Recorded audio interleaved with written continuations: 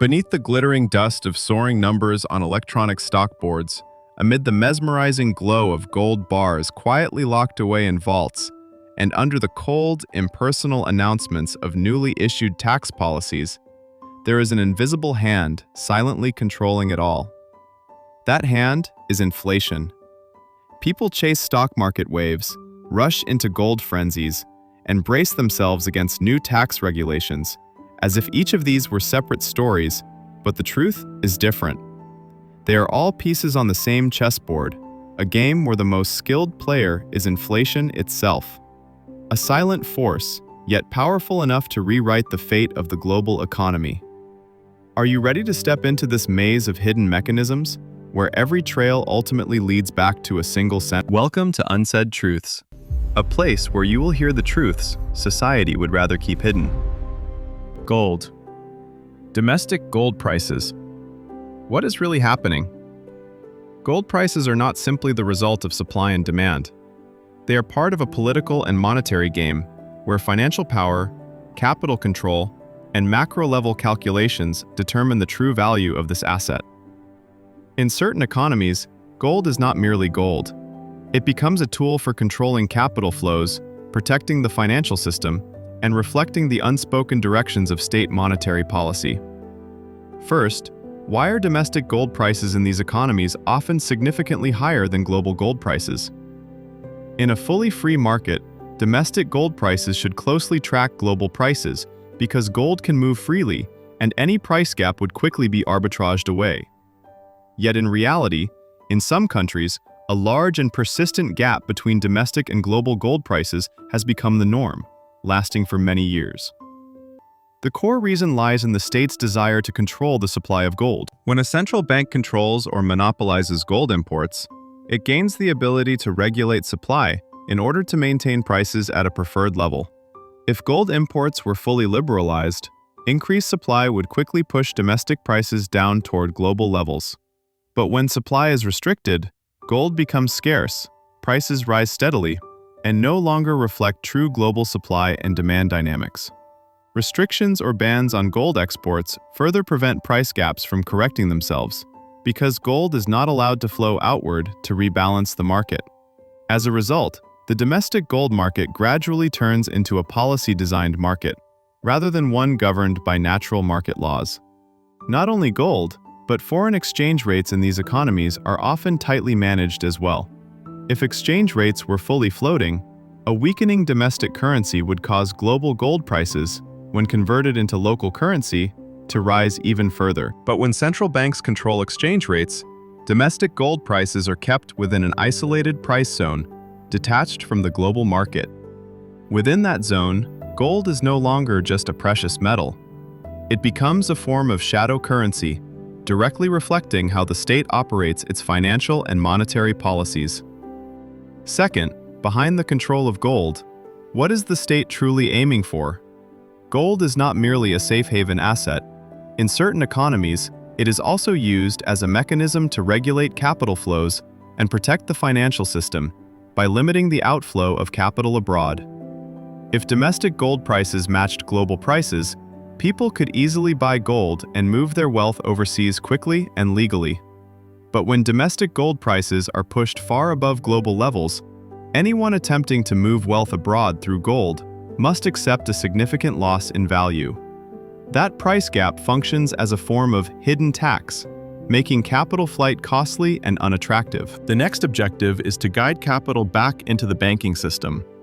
When gold prices are anchored at high levels, many people reconsider holding gold and instead choose to deposit money in banks, helping the financial system maintain stable liquidity. Those who continue to hold gold must accept the risk of wide spreads between buying and selling prices, making gold less attractive for short-term speculation. If domestic gold were cheap and closely aligned with global prices, large speculative players could easily create price waves, manipulate markets, and destabilize the financial system. That is why, when central banks control gold prices by limiting supply, speculation becomes more difficult, as wide price gaps reduce gold's appeal to large players. At this point, gold prices are no longer just about supply and demand. They become signals of economic policy. Whenever domestic gold prices rise abnormally compared to global prices, it often signals that monetary policy is entering a transitional phase, especially when liquidity is being injected more aggressively into the economy. This is monetary easing. When governments want to stimulate economic growth, they increase money supply, lower interest rates, weaken the domestic currency, and people begin pouring money into gold. Gold prices surge due to inflation fears, as gold is used as insurance against currency devaluation.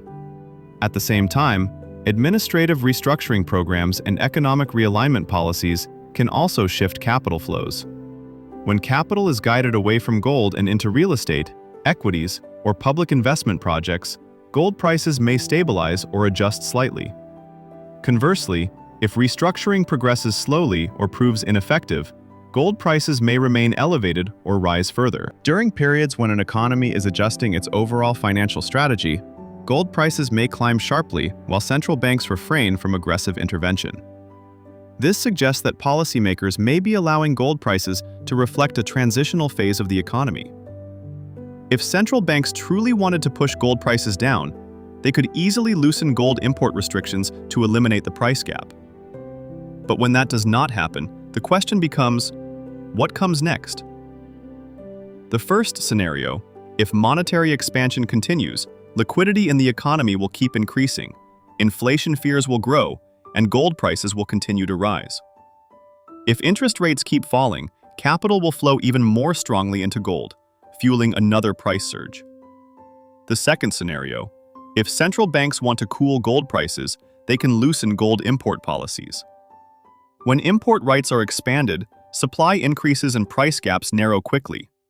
However, this option always comes with risks. If too much gold enters the market, capital may leave the banking system, reducing liquidity and threatening financial stability.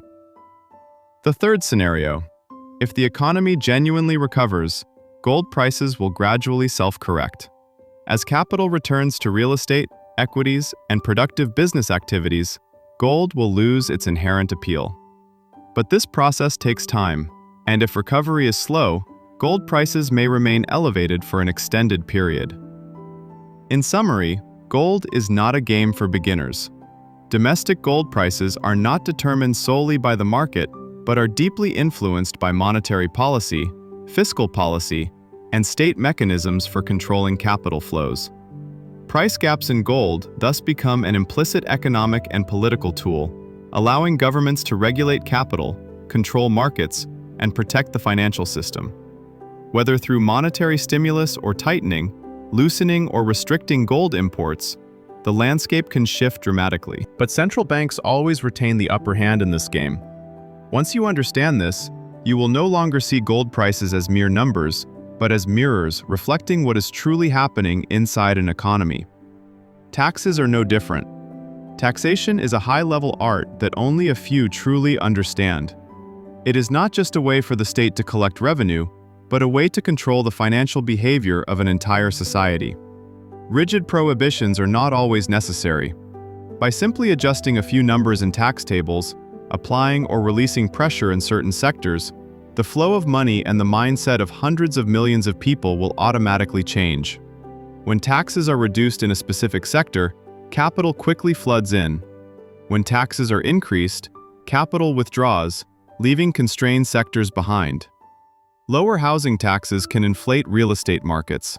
Higher excise taxes can prompt people to adjust their spending habits. As a result, capital moves almost instinctively, like a crowd guided by invisible signposts. At a broader level, taxation is the primary tool used to direct the flow of money throughout society. When too much money remains in the hands of the public, prices begin to rise and inflation emerges. When capital concentrates excessively in certain asset classes, such as real estate or stocks, asset bubbles form. When money flows beyond national borders, converted into foreign currencies or invested overseas, the domestic financial system faces the risk of losing control. That is why governments are forced to use taxes as a regulating valve, sometimes drawing money back in, sometimes channeling it toward areas deemed necessary. So why is this done, and what is the real objective? First, it is to keep capital within the domestic system, preventing powerful interest groups from accumulating excessive, hard-to-control assets and limiting the free outflow of gold and foreign currencies. At its core, an economy is like a reservoir of water. If too much money, especially strong foreign currencies, leaks out, liquidity dries up and the system gradually loses stability. Measures such as indirect taxes, capital controls, and restrictions on overseas investment are designed to keep money inside this reservoir, protecting the economy from collapsing under external shocks. In other words, this is a way to avoid the crisis traps that global financial forces are always ready to set. Second, taxes are used to regulate public behavior. Governments do not directly forbid you from spending money, but they influence how you spend it in ways the system requires. If individuals were completely free to spend, invest, and speculate without restraint, the entire system would quickly descend into chaos. Through tools such as property taxes, financial transaction taxes, and consumption taxes, governments quietly steer capital toward preferred sectors. When consumption needs to be stimulated, taxes are reduced. When speculation must be restrained, transfer taxes and asset taxes are increased. When capital outflows need to be limited, foreign exchange policies are tightened, ensuring the economic machine continues to operate smoothly and avoiding instability beneath the surface. Third, taxes are used to control economic cycles. No economy grows forever, and no economy declines indefinitely.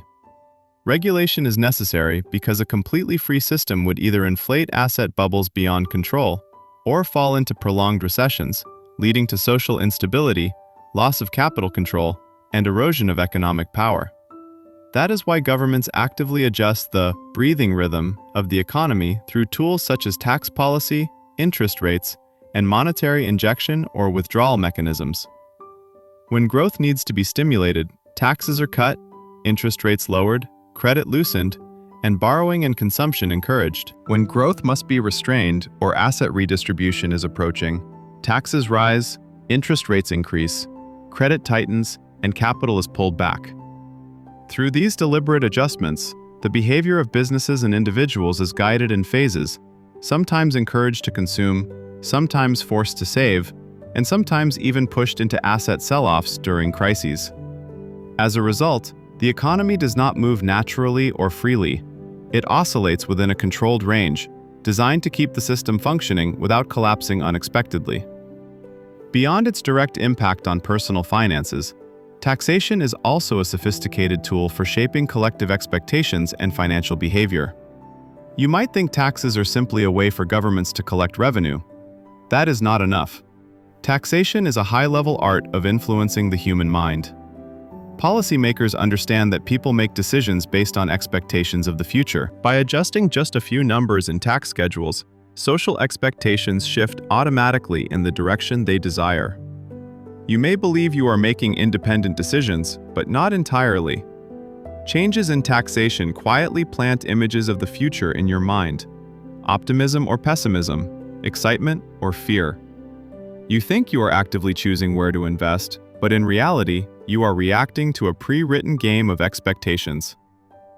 In the end, the economy reveals itself as a game that most people do not truly understand they are playing. The economy is not a fair machine. It is a game designed so intricately that most participants never realize they are being pulled into it. Everything has already been programmed through invisible rules. You need to understand those rules because you cannot destroy the system. Either you learn how to operate within it, or you are swept away by it. The key is not to fight the system, but to understand why such a system exists in the first place. Stocks. The stock market is not only a place for investment, but also a mechanism for legitimizing assets and distributing risk to retail investors. It is often called a game for the wealthy, not just because of its profit potential, but because of how it truly operates behind the curtain. Look closely at how this game really works. First, why are stocks considered an ideal tool for legitimizing capital flows? Because of high liquidity, money can move in and out easily, rarely questioned. Asset values fluctuate dramatically. A stock can rise several 100% in a short time and still be considered normal within market logic. In such an environment, financial figures can be polished, expectations inflated, and capital inflows treated as legitimate as long as transactions occur, while the true origin of the money is rarely scrutinized to the end. As a result, the stock market is not just a place to invest, but in many cases functions like a marketplace, where capital is cleaned through layers of complex transactions. So why do governments build and maintain stock markets? One major objective is to help businesses escape debt pressure by offering shares to the public and distributing risk to investors. Initial public offerings become a tool for shifting financial burdens from companies to society. When companies face difficulties, markets can be supported through positive narratives, stimulus policies, or capital injections, pushing stock prices higher and allowing firms to continue raising funds. Many countries also establish legal frameworks to support investment funds, enabling large capital flows to enter markets legitimately and absorb savings from the public. As bank deposits lose value, people are encouraged to move money into stocks, where capital continues to be drawn into the market cycle. During crises, instead of distributing money directly to the public, stimulus packages are often injected into financial markets to support asset prices and rescue large corporations. Large funds, with superior information and resources, can steer markets through news, expectations, and earnings reports, while the benefits flow primarily to elite groups. The remaining risks are transferred to retail investors, those who enter last and bear the losses when cycles reverse. In short, the stock market is not only a place to raise capital, but also a venue for selling debt, distributing risk, and legitimizing capital flows. Companies go public to relieve financial pressure, large capital seeks legal entry points, and retail investors are often the ones most eroded by repeated boom and bust cycles. So why do governments repeatedly rescue large corporations and conglomerates, while many small businesses are left to fail? The answer lies in how this game truly operates. Large corporations are seen as the backbone of the economy. A major corporation is not merely a business, it is a critical link in the entire system. If a large corporation collapses, the domino effect spreads quickly. Hundreds of thousands of people may lose their jobs, triggering social instability. Banks suffer heavy losses because they have extended massive loans to these corporations. The state also loses a major source of tax revenue, as large corporations contribute significantly to public budgets. Investor confidence is shaken, and financial markets risk cascading collapse. Governments cannot allow such a scenario to unfold because the cost would be far greater than simply printing money to provide bailouts. In many cases, rescuing large corporations is effectively rescuing the state itself. If the economy collapses, the stability of the power structure is also threatened. When a company that is too big to fail collapses, the labor market is severely damaged, unemployment rises, and public trust in the system erodes. Banks face the risk of losing billions in loans, forcing governments to intervene to stop the contagion. Without intervention, the entire financial system could spiral into chain defaults. And at the end of that chain reaction, one thing always appears: inflation. A lifetime of monthly wages can still lose to a single wave of inflation. You have a job. You earn a steady paycheck. Congratulations! But don't celebrate too soon. You save money, inflation quietly eats it away. You buy a house. The bank calculates interest so you carry debt for decades, sometimes for life. You invest. There are always players waiting to profit the moment you fall into a trap. So are you actually getting richer, or are you simply being drained, legally? Bitter yet? Not quite. That's why, when you're still struggling, don't rush to hurt one another. Healing costs money. In many cases, corporations only need profit, not necessarily ethics. If you believe that doing your job well guarantees loyalty or recognition, you may be overly optimistic. You are just a number in a human resources spreadsheet. You get yelled at every day. You carry pressure every day. If you quit, the company owes you very little. You work overtime without complaint, saving them the cost of hiring more staff. You work for 10 years, and your salary may barely rise because there is always someone new willing to do the same job for less. So are you building your own career or helping your boss change cars every year? The reason is simple. Companies prefer obedient employees because they are easier to manage and easier to extract value from. Low pay, Head down, afraid of losing the job, afraid to move on. Do exactly what you're told. Ask no questions. Require no further training. Cause no trouble. Work overtime without complaints. Accept bonus cuts. Reduce labor costs. Focus only on your small tasks. Ignore the bigger picture. The kind of employee companies like most is the one who never asks about revenue or profit. The conclusion is simple. Jobs are not scarce. Cheap labor is. If you don't run, someone else will run faster. Society doesn't care how exhausted or stressed you are. It only cares whether you still meet the requirements. If you don't actively develop yourself, the labor market will discard you. If you refuse to work, there are always millions of others ready to take your place. But if you know how to increase your own value, you become the one with choices, not the one being replaced. All markets move in cycles. They rise to a peak, fall to a bottom, and repeat the loop endlessly. If you don't understand the cycle, you will buy at the top and sell at the bottom. Meanwhile, inflation continues to quietly drain your strength.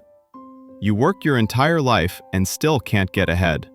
Wages rise slowly while housing prices soar.